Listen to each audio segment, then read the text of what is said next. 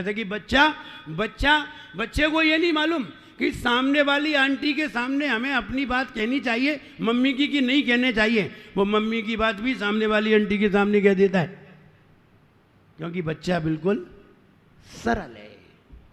आइए अंतर जानते हैं, सरलता, ईमानदारी और मायाचारी में क्या अंतर है। सरलता और ईमानदारी में अंतर है। ईमानदारी और सरलता एक नहीं है। ईमानदारी को इंग्लिश में कहते हैं स्टेटनेस, लेकिन ईमानदारी नहीं, सरलता को कहते हैं स्टेटनेस, लेकिन ईमानदारी को ऑनेस्टी। डिफरेंस है, दोनों की डेफिनेशन अलग अलग निकली। जब हमने डिक्शनरी में देखी तो स्टेटनेस की डेफिनेशन अलग है और ऑनेस्टी की डेफिनेशन अलग है, डिसीट की डेफिनेशन अलग है। डिसीट मायाचारी, छल कपट। तो देखा सरलता और ईमानदारी में क्या अंतर है। देखिए अंतर देख लीजिए। सरलता उसे कहते हैं जो बड़े छोटे का लिहाज नहीं करता, जो ये भी नहीं समझता कि हम ऐसा कहेंगे तो सामने वाला मेरे बारे में क्या क्या सोच सकता है। बिल्कुल सरल है, ना मन वचन काय में कोई भी वक्रता नहीं है। जो मन में है वो ही वचन में है। हमने पूजन में भी पढ़ा होगा, मन में हो सो वचन उचरिए, वचन हो सो तन सो करिए। तो मन वचन काय तीनों एक हो, यानी मन में भी कोई दूसरी बात ना हो, वचन में भी कोई दूसरी बात ना हो, मन के अनुसार हो, और काय में भी वही प्रक्रिया सामने दिखाई दे। ऐसे कहते हैं सरलता। ईमानदारी किसे कहते हैं? ईमानदारी इसे कहते हैं आप बाजार से कोई वस्तु लेकर के आए, बाजार में आपकी दुकान है, आपकी मोबाइल की दुकान है अथवा कोई कपड़े की दुकान है, और आप बाजार से आपने दिल्ली से कोई कपड़ा मंगाया और 500 रुपये का कपड़ा आया, और आप बिल्कुल ग्राहक को बता रहे हैं कि 500 रुपये की आई है, हम आपसे 50 रुपये प्रॉफिट ले रहे हैं, 550 की आपको दे रहे हैं। ईमानदारी है। इसे क्या कहते हैं? सरलता नहीं कहते, इसको ईमानदारी कहते हैं। बिल्कुल ईमानदारी से बात कर रहे हैं, 500 की आई है और 550 की आपको दे रहे हैं। इसे ईमानदारी कहते हैं, लेकिन सरलता नहीं कहते। सरलता धर्म है, ईमानदारी तो एक व्यवहार है। ईमानदारी एक मानवीय व्यवहार है और सरलता धर्म है। और सरल यदि हम हैं तो ध्यान रहे, धर्म सरल में ही समाता है। एक सूक्ति लिखी थी हमने, सरल होना बहुत सरल है। सरल होना बहुत सरल है, कठिन होना बहुत कठिन है। सरल को ठगना बहुत सरल है, कठिन को ठगना बहुत कठिन। साधु को पागल बनाना बहुत सरल है, लेकिन चतुर साधु को पागल बनाना कठिन नहीं है, सब सरल नहीं है। आचार्य श्री के पास हमारे गुरुदेव थे, भिंड में थे। एक व्यक्ति आया, बोला महाराज हम कमंडल लेकर के आए, बढ़िया कमंडल है, बहुत हल्के कमंडल है। आचार्य श्री ने देखे बहुत हल्के कमंडल है और इतने बढ़िया चिकने बिल्कुल। तो आचार्य जी ने कितने का कमंडल है? वैसे तो कमंडल तो आते 40-40, 50-50 हज़ार के अब आते हैं, पहले 8-8, 10-10 हज़ार की आती थी। जब आज से 15-20 साल पहले 8-8, 10-10 हज़ार के आते थे। तो आचार्य सिंह उसने कहा कि मेरे पास 25 कमंडल है। तो आचार्य जी ने पूछा कितने के दोगे? 1-2 कमंडल देंगे, अब सारे नहीं देंगे। सब मसाले के कमंडल थे, बिल्कुल हल्के थे। तो आचार्य श्री ने कहा अगर ये 4,000 रुपये का कमंडल दे रहा है तो बहुत सस्ता है, अपन वहाँ से मंगाते 10-10 हज़ार के आते हैं, मुझे बहुत हल्के, बहुत अच्छे लग रहे, चिकने हैं बिल्कुल। तो आचार्य जी सारे ले लो, और उन्होंने सारे ले लिए। सारे ले लिए। अब देखिए आचार्य श्री क्या कहेंगे? वे कहेंगे ठीक है, अगर जो 4,000 का दे रहा है इसे पैसे दो। वे मोल तोल तो करेंगे नहीं कि 3,000 का दे दो, 3.5 का दे दो। अब विजय भैया जैसे मिल गए अध्यक्ष, कमंडल वाले बोले चलो बाहर आओ, हम तुमसे बात करते। बोले कितने के कमंडल हैं? बोले वो हमने महाराज को 1 लाख के बताए हैं, महाराज ने 1 लाख रुपए देने को कहा है। बोले 40,000 रुपये लेना है, नहीं उठाओ कमंडल। तो बाहर के लोग बाहर जैसी बात करते हैं, महाराज को इनसे क्या लेना देना। तो बोले पहले तो 25,000 से बात की, कहाँ 1 लाख कहाँ 25,000, महाराज तो सोच भी नहीं सकते। तो 25,000 से बात की और करते करते करते करते वो 40,000 में राजी हो गया। और 40,000 में राजी हो गया तो उस आचार्य श्री के पास भी नहीं जाने दिया और 40,000 दिए और कहा कि जल्दी से भाग जाओ, नहीं सवाल आचार्य श्री के पास जाओगे ज़्यादा मांगने लगोगे। तो भगा दिया। अब भगा दिया, अब आचार्य श्री ने पूछा कि कितने के कमंडल मिले, बोले 40,000 में। 40,000 में आचार्य श्री तो आश्चर्य कर गए।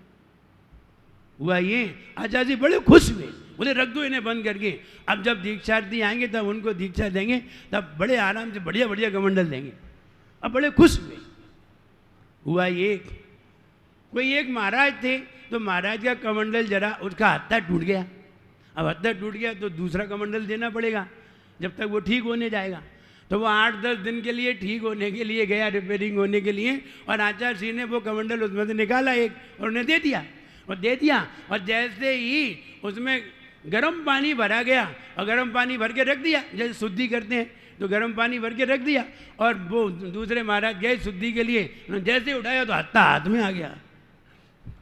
बोले जगह तो कमंडल है, बोले हत्था तो हाथ में आ गया और कमंडल वहाँ पड़ा। तो बोले हम तो समझ रहे थे ये सही होगा, लेकिन ये तो नकली है। सरल को ठगना बहुत सरल, सरल को ठगना बहुत सरल है और चतुर को ठगना बहुत कठिन है। हमने जब यहाँ से अभी एक व्यक्ति को फोन करवाया जयपुर, हमने कहा वो कमंडल चाहिए, तो मालूम है वो व्यक्ति क्या बोला? वो व्यक्ति बोला आप यहीं आ जाओ, हम तुम्हें यहीं देंगे। महाराज तो यहाँ आ नहीं सकते, हमारा सब जानते हैं। अब आएंगे तो विजय जैसे आएंगे, चाहे कैसे टिका देंगे, कह देंगे अच्छा है, और ये ले जाएंगे महाराज के पास। फिर कौन लाता है वापिस? अब जो आ गया तो आ गया। तो हमने कहा उससे ये कहो तू यहीं लेकर के आ, और यहाँ लेकर के आएगा तो महाराज सब जानते हैं कि कौन सा आधा नारियल का है, कौन सा पूरा नारियल का है, कौन सा सही है, कौन सा खराब है, कौन सा असली है, कौन सा नकली है, महाराज सब जानते हैं। तो चतुर को ठगना बहुत कठिन है और सरल को ठगना बहुत सरल है। अगर हम छल बल की बात करते हैं, साधुओं के सामने कोई ऐसी बात करो, साधु तो हाल मान जाते हैं, ठीक। लेकिन जब उन्हें बाद में पता चलता है, तब पता चलता है कि हम ठगाए गए। तो ठगना बहुत सरल है, लेकिन सरल को आप किसी चतुर साधु को, वो जो जानता हो, सारी चीजें जानता हो, उसे नहीं ठग सकते, उसे बेवकूफ नहीं बना सकते। तो चतुर है। जब बहुत सारे लोग आते हैं महाराज के पास भी आते हैं कभी कभी और बताते हैं महाराज ये हमने बेवकूफ ना बनाओ, ये कुछ नहीं है, ये सिर्फ पत्थरों को कलेक्ट कर लिया है, पॉलिश करके और उल्लू बनाते हो, ये फलाना है, ये फलाना है, कुछ नहीं है, सब पत्थर है। और कैसे करते हैं अब सब मालूम, जिसको मालूम है उसे ठगना बहुत कठिन है। इसलिए हम ये कहें कि साधु बिल्कुल सरल होते हैं, उनके मन में, वचन में, काय में कोई भी कुटिलता नहीं होती। ऐसा नहीं है कि तुम्हारे बारे में सोचें कुछ और कहें कुछ और, ये साधु के लक्षण नहीं है। और आचार्य महाराज कहते हैं, आज के दिन कहते हैं, वो माया का भाव हटाइए। ये जैसे ही राग द्वेष हटेंगे, जैसे ही राग द्वेष कम होंगे, वैसे ही तुम्हारे अंदर सरलता प्रवेश करेगी। आप सरल बनिए, सारा ज्ञान सरल में निहित है। और सरल होने के लिए कुछ नहीं करना है, सिर्फ अपने स्वभाव को समझना है। और ये भी जानना चाहिए, कुटिलता करके, राग द्वेष करके, छल करके हम धन ज़्यादा कहीं कमा लें, कोई ऐसा काम करवा लें जो कि बाद में पता चले तो बड़ी हंसी होती है। इसलिए छल करके नहीं। आदमी समझता है हम होशियार हैं, दूसरे को तो वो ये समझता है पागल है। अजित भैया, व्यक्ति ने रसगुल्ले बनाए, घर में रसगुल्ले बनाए, और रसगुल्ले बनाए तो डिब्बे में रख दिए। तो वो बड़ा परेशान था, बोले शक्कर का डिब्बा भी है और भी डिब्बे रखे हैं। जैसे ही रसगुल्लों को डिब्बे में रखा तो उसने सोचा अपने घर में चींटियां बहुत हैं और चींटियां रसगुल्ले के डिब्बे में घुस जाएंगी, ना हमें खाने देंगी ना खुद खाएंगी। बोले क्या करें? अजित कुमार जी बहुत चालाक व्यक्ति था, उसने रसगुल्ले के ऊपर लिख दिया, उसके डिब्बे पे लिख दिया नमकीन सेव। रसगुल्ले के डिब्बे पे क्या लिख दिया? नमकीन सेव।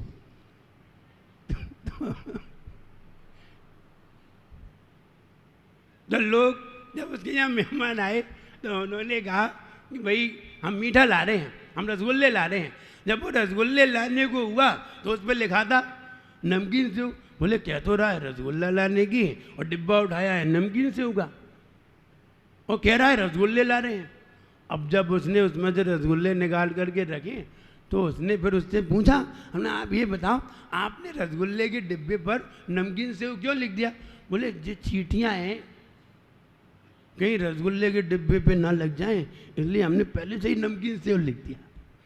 समझ रहे, हम ही बहुत होशियार हैं। हम बहुत होशियार हैं, चतुर हैं, बहुत होशियार तो हैं।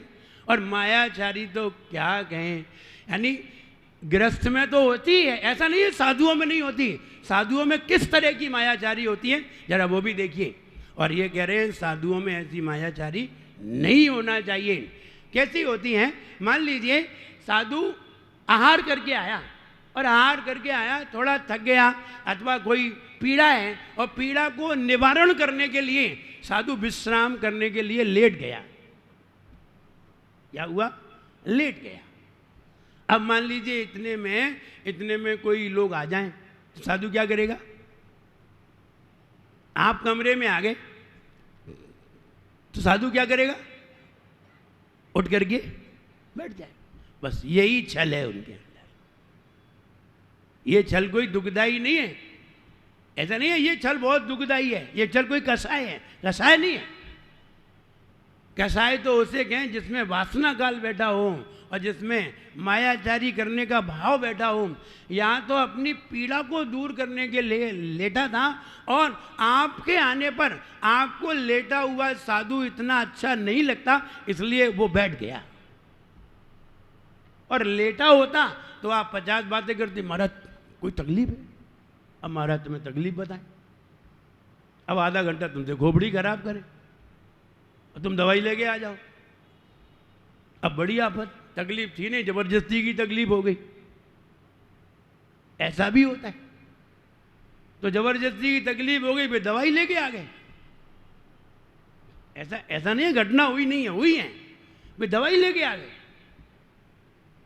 हम जरा लेटे हुए थे, पाँव में कोई तकलीफ नहीं थी, बस चल के आए थे तो थोड़े थके थे।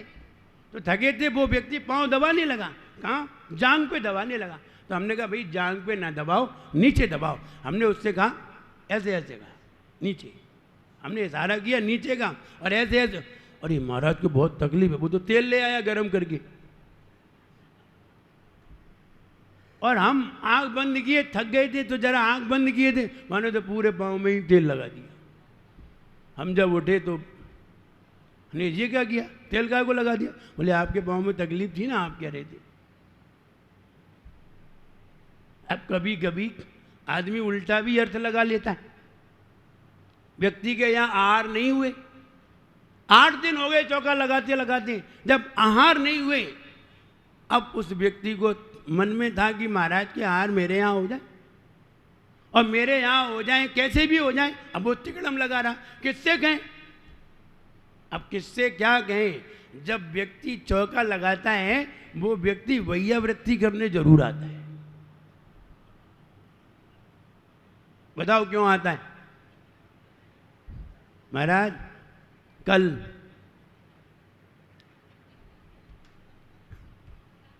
माया तो देखो कैसे घूमती है। चौका लगाया महाराज, वो चौका जिस दिन चौका लगे उस दिन भैया वृत्ति करने जरूर आएगा।